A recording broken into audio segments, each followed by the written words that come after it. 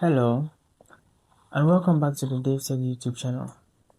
In today's quick tutorial, I'll be showing you exactly how to install BYUtv on Android TV.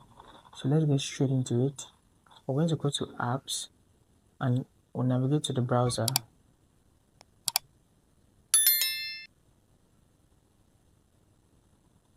So apps and the browser. The browser choice is Google, so I'll just type in BYUtv app. So BYUtv.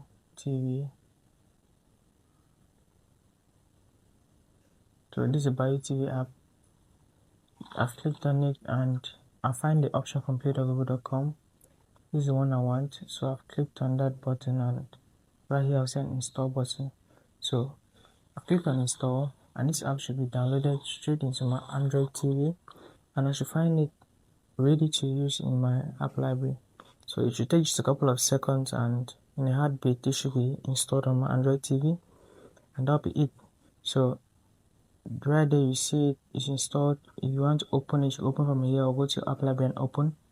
But that's it. So that's how to install BYUtv on Android TV. If you found that insightful, hit that like button, subscribe to the channel, and I'll see you in the next video.